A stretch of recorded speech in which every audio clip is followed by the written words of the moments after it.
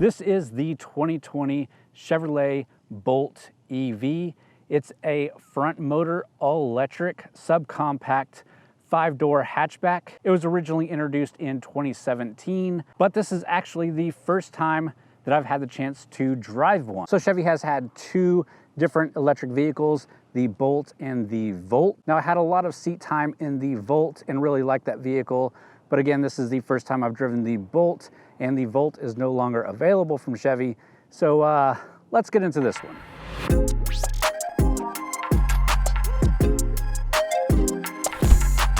All right, so let's really quickly talk about the trims. Then we'll look at the exterior, then the interior. We'll talk about what powers this thing. We'll take it for a drive, then we'll wrap the video up. But first, the trim levels. And trim levels here are really easy. There's only two. There's an LT, the base trim, and the Premier, which is what we're driving right here. So first off, we have LED daytime running lamps here. You get a cool little design in those front grills, and those grills are flat and covered for aerodynamics, something you'll see in pretty much all EVs out. This is a front engine EV and not a rear engine like a lot of them that you'll see on the market. So you do get a little bit of cooling vents up there. Moving along the side, you'll see that Bolt EV badge right there on that front fender. You get black side mirrors. You get some chrome strips, some pretty cool looking designs. Definitely a hatchback design. Almost looks like the BMW i3 design, which I'm not mad at all. The wheels are 17-inch ultra bright machine painted aluminum wheels, and these are running special Michelin Energy Saver all season tires. In the rear of the car, you get that Bolt EV badge once again and LED tail lamps. It is a hatchback, so we'll check out the hatchback in just a second. But obviously, it is an EV. You don't get any tailpipes here. For charging, you have the charging door up front on the driver's side, and you get your power ports right here. And for some perspective, your overall length of the vehicle is 164 inches and total height is 62.8 inches. All right, well, let's check out that hatch and see what kind of cargo volume we get in this little hatchback. So you do just have gas struts there. It is not a power opening hatch, which is just fine for this kind of vehicle. You do get 16.9 cubic feet of cargo volume. And if you fold that 60-40 split back seat down, you can get a total of 56.6 cubic feet of cargo room.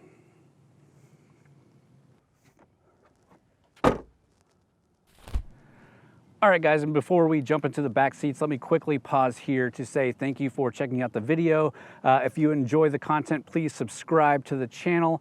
Looking for all the subscriptions we can get. Hit that thumbs up button if you're enjoying so far. I have a few other little things that I'd like to promote to you guys, but I'll do that at the end of the video. Let's just get back into this review.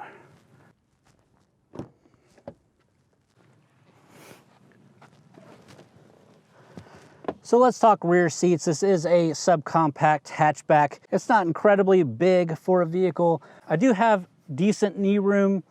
I do have decent headroom if I sit up completely straight here. But for me, a 6'1" adult, it's a bit tight here. The kids, they fit fine. Most people are gonna fit fine back here, but it's a little bit tight for me. As far as amenities go in the back seat, you do get your own two USB charging ports back here.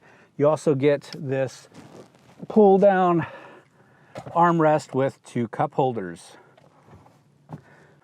Other than that, there's just not a ton back here, which again, for the kind of car, for the price range, that's fine. All right, with that, let's move into the front seats, talk more about the interior here, talk about the tech in this vehicle, then we'll take it for a drive, talk about the powertrain and everything. Let's just get into it.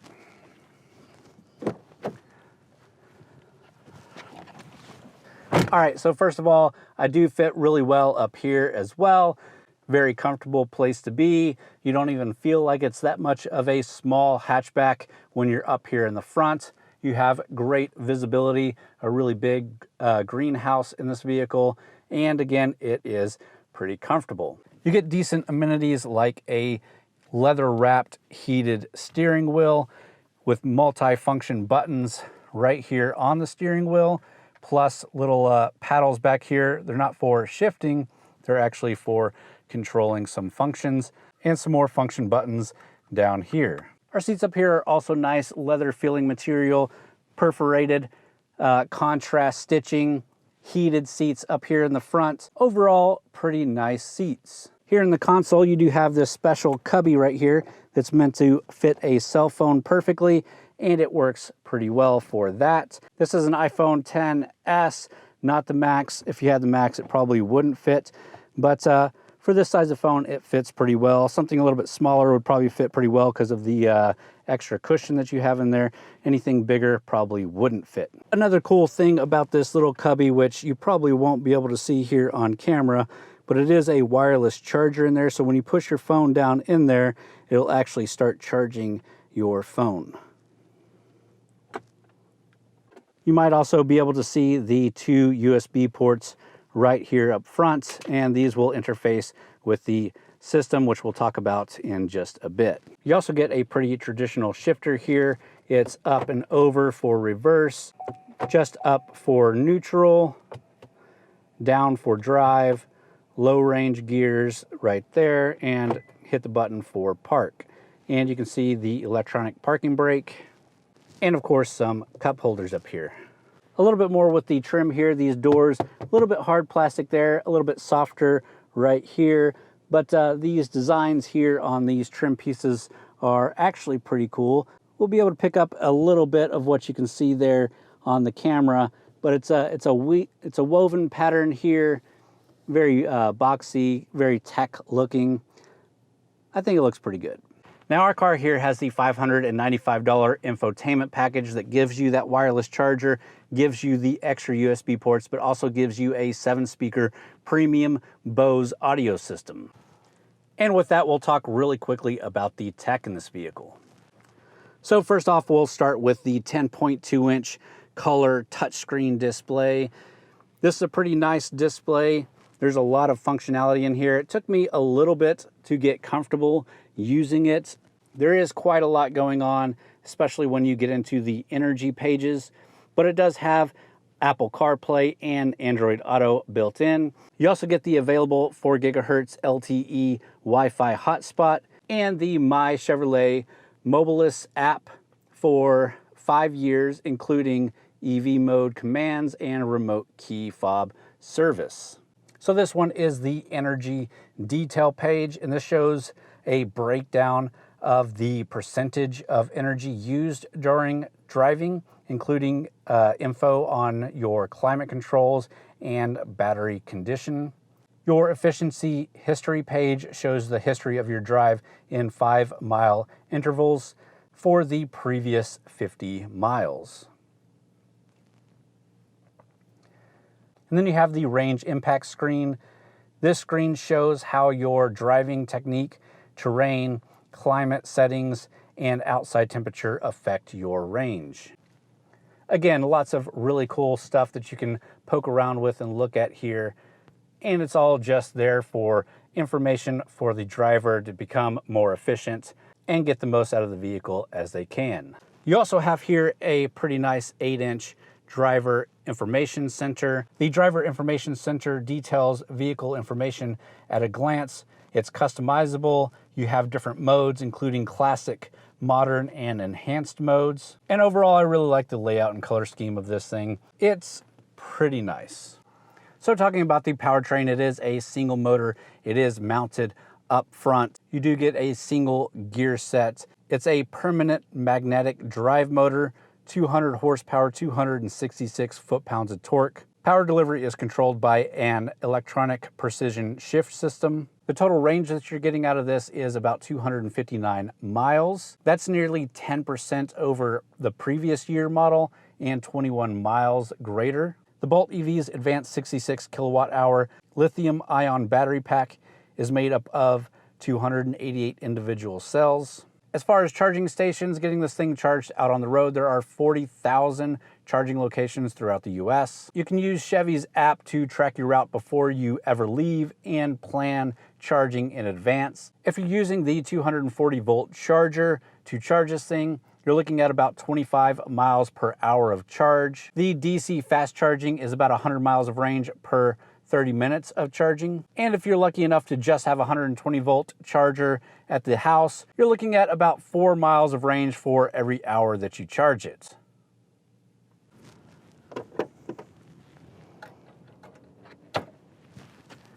So this is a really easy car to drive. You have the pretty normal everyday shifter. It is very quiet as it is an EV. But overall, it's a pretty nice vehicle to drive. You're up high, your greenhouse is wide open, so the viewing angles are really well.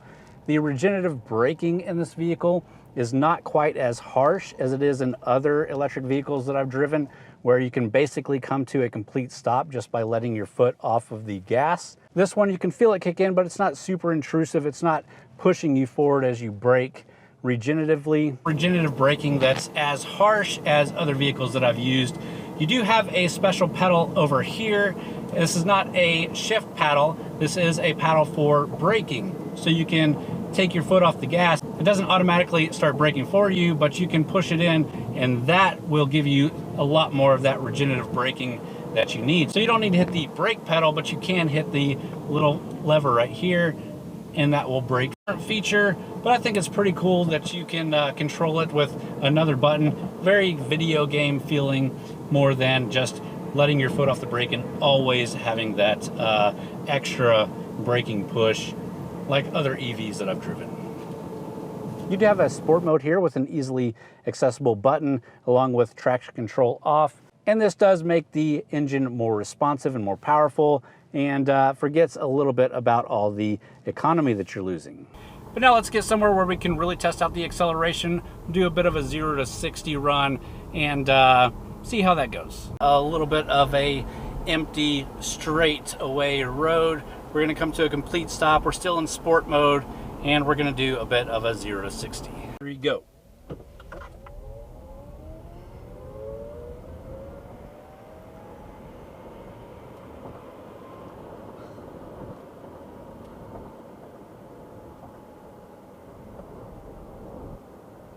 Yeah, that was pretty quick. Using up that power super quick. It actually got up to like 30, 40 super fast. And go. Okay. So the road and the tires are a little bit too slick with this rain and those efficiency tires. But you can see how that instant torque just rockets you. It can be a lot of fun.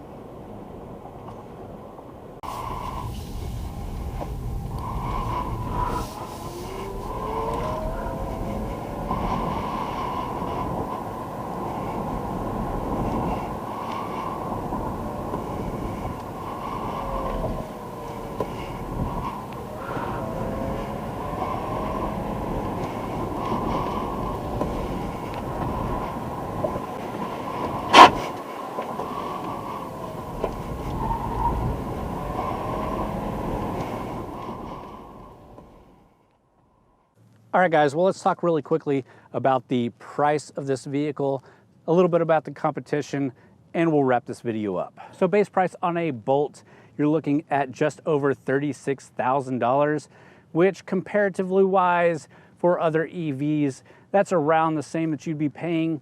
If you're just looking at tech and interior quality, this definitely is not a $36,000 car, but when you factor in that EV platform, it's around what everybody is paying.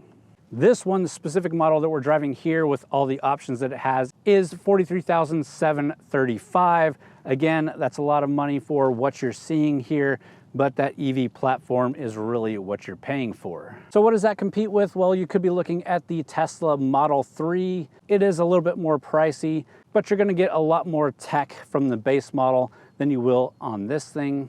But of course, the king of electric vehicles is the Nissan Leaf. I reviewed one last year. I'll leave a link up in the iCards down in the description if you're interested in checking that out. But it's a pretty solid vehicle, basically around the same kind of price, basically around the same kind of mileage that you get here, basically the same kind of interior and tech quality. You also have things like the Hyundai Kona Electric or the Kia Niro EV. Those are more SUV than hatchback, but are great EV vehicles. And of course, if you want to throw it in the BMW i3, it's a lot more money than this. I think the base on that one is around $50,000, but it is a really great vehicle for what you're getting. And I drove one also maybe about 2 years ago and really liked it. One of the other important things to consider when purchasing an EV is the warranty on the batteries. This one's pretty good. It's 8 years, 100,000-mile warranty. Again, that's probably plenty. Most people aren't keeping their cars for 8 years or 100,000 miles these days. This thing's gonna last you.